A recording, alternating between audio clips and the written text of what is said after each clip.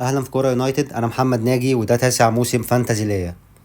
في الاسبوع العشرين جبت 96 نقطة، اعلى من الافريج بحوالي 36 او 37 نقطة، والهايست سكور كان 134 نقطة.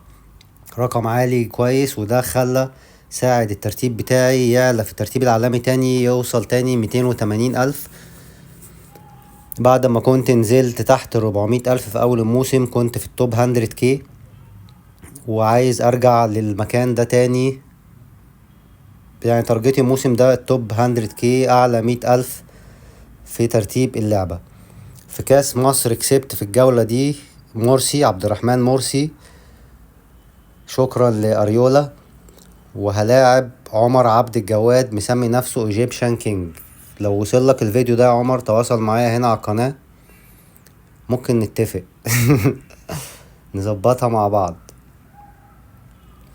فده ايجيبت كاب، خسرت في الاوفر اول كاب، طلعت في تالت جولة من الاستا سايد قطب فرق نقطة واحدة، وخسرت في بي ان سبورتس ليج كاب في الجولة التانية. مكمل في كاس مصر ان شاء الله، احاول اكمل فيه على قد ما اقدر.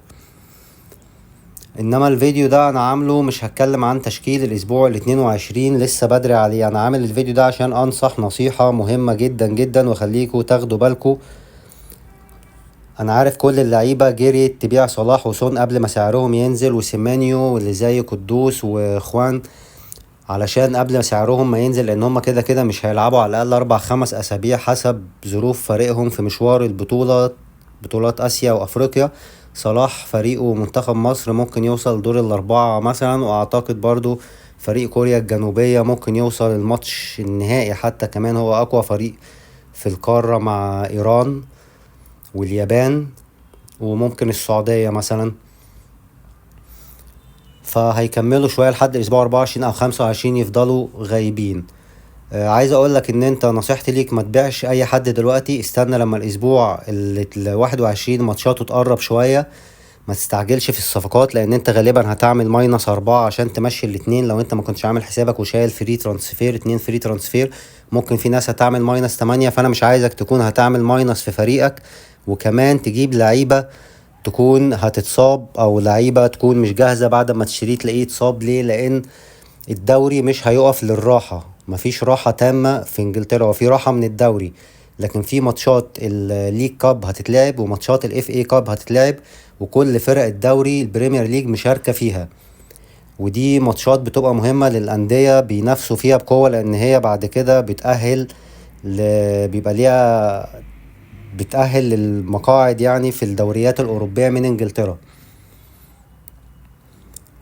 في حالة ان اللي كسب البطولة دي الاف اي كاب او الليج كاب، يعني مش واخد مركز خامس او رابع في الدوري، فهو هيتأهل يعني. ليها حسبة كده، مش وقتها ان احنا نتكلم فيها دلوقتي، بس مؤهلة للبطولات الأوروبية.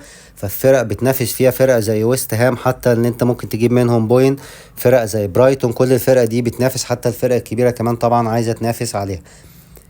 ففي ماتشات في الكاس هتتلعب، في لعيبة مصابة احتمال ترجع. يعني انت دلوقتي هتلاقي باكيتا مش موجود، هتلاقي اوليزيه مش موجود، لسه فاضل اسبوعين على الدوري. اوليزيه مثلا عرفنا ان هو رولد اوت، مش موجود في السكواد بتاع ماتش كريستال بالاس في الكاس بكرة. فهو كده يعني متوقع ان هو يرجع يلعب في ماتش الدوري. لعيبه ممكن تتصاب في ماتشات الاف اي كاب والاي اف ال كاب، الليج كاب بعد ما انت ما جبتهم، والاف اي كاب بعد ما جبتهم. فاللعيبه دي هتأثر عليك، يبقى انت كده عملت ماينس على الفاضي. حاجه كمان ان في لعيبه مصابه هترجع، فالاداء الفريق بتاعها هيتغير. زي ويست هام ما سجلش في الماتش اللي فات، صنع يعني بعض فرص، لكن الفعاليه الهجوميه بتاعته ما كانتش قويه، لان عنده غيابات وعنده اصابات. عنده قدوس ما لعبش، راح للمنتخب بتاع بلده، وويست هام كان بيلعب متاخر يوم الاربعاء. وباكيتا مصاب، باكيتا هيرجع اعتقد بنسبة كبيرة، هيرجع في الاسبوع 21، فده هيغير شكل فرقة ويست هام تماما. برضو قلب الدفاع عندهم زوما مصاب، هيغير حالتهم، حتى هما كويسين في الدفاع، بس اقصد ان الغيابات هترجع، وفي لعيبة موجودة هتنافس في الاف اي كاب والليج كاب ممكن يتصابوا ما يبقوش موجودين. فده يأثر على قراراتك. لو انت خدت بدري قرار بدري، فانت ممكن ساعة ما الاسبوع يجي ابتدي تلاقي نفسك ان انت استعجلت. فاحسن حاجة ان انت تستنى لحد ما الاسبوع يقرب، وتشوف مين جاهز وايه الاصابات اللي رجعت، حتى لو في صفقات اتعملت كمان في يناير. طيب انت هتقولي ما كده سعر صلاح هينزل وسعر سون هينزل. هقول لك هيحصل طبعا، مش هيحصل بنسبة كبيرة لان اكيد في لعيبة كتير برضه هيفكروا بالطريقة اللي انا بفكر بيها. انما حتى لو سعرهم نزل، انت الموضوع ده يفرق معاك في اول الموسم. صدقني صدقني في اخر كل موسم مش بتحتاج الفلوس خالص. وهفكرك انت ممكن برضو تنسى من المواسم اللي فاتت، انما انت خليك فاكر وشوف في اخر 5 6 اسابيع هتلاقي دايما عندك فلوس في البنك كتير مش محتاجها، لان الحسبة بتتغير تماما. في اول الموسم بتفكر بطريقة وفي اخر الموسم بتفكر بطريقة. فاضل 18 اسبوع بس على الموسم، احنا في ده خلاص نصه خلص وفاضل نصه. فانت لازم تكون بتفكر بطريقة غير اللي فكرت فيها في اول الموسم. منها ان انت ما تستعجلش على الصفقات، خلاص مفيش مجال للتعويض ومفيش وقت للتعويض. هتعمل -4 عشان تمشي سون وصلاح، يبقى احسن حاجة استنى لحد الديدلاين ما يقرب، تعرف مين هيرجع من الاصابات ومين اللي حالته اتغيرت في الاف اي كاب والليج كاب، فبالتالي اختياراتك تكون احسن. ده اول سبب. تاني سبب ان صلاح لو رجع على الاسبوع 25، لو فريق مصر وصل الماتش النهائي وفرقة ليفربول اتأهلت في الاف اي كاب في الاسبوع 26 والاسبوع 27 والاسبوع 28، احتمال يكون فيهم بلانك جيم ويك لليفربول، ممكن يكون 2 بلانك جيم ويك كمان. توتنهام بره الحسبة، توتنهام خرج من الاف اي كاب اصلا بدري بدري، هو مش بينافس غير في الدوري السنة دي. انما مثلا على ليفربول، فصلاح لو هيرجع على بلانك جيم ويك، فانت مش محتاج ان انت تبقى بتفكر فيه ان انت هترجع تجيبه تاني. انا بقول الكلام ده للناس اللي عايزة تعمل فري هيت او وايلد كارد على ما صلاح وسون يرجعوا. فانا عايز اقولك ان انت ما تفكرش لبعيد قوي برضو وتخطط ان انت ترجع سون وصلاح ازاي من دلوقتي، لان ده مش صح. هيرجعوا على بلانك جيم ويك وهيرجعوا على دبل جيم ويك لفرق تانية زي برينتفورد وزي لوتون تاون وزي بورنموث، فانت اصلا خططك نفسها هتكون اتغيرت.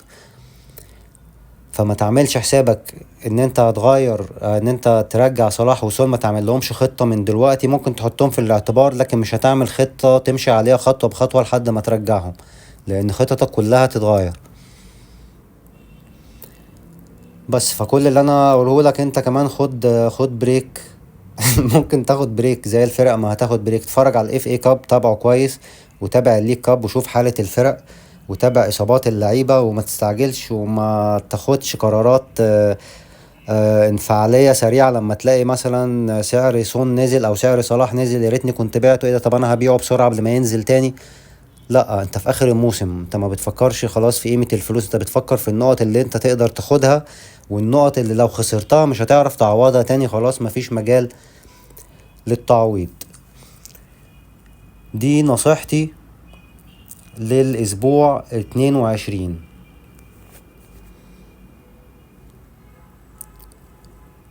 يا رب الفيديو يكون عجبكم، واستنونا في فيديوهات تانية. هنتكلم طبعا عن الأسبوع 22 واللعيبة اللي انت ممكن تتابعها، وفي الفيديو الجاي هعمل ليست عن اللعيبة اللي انت ممكن تتابعها في الليج كاب والاف اي كاب، وتحاول تختار منهم. بس استنى الديدلاين لما يقرب، خليك فاكر.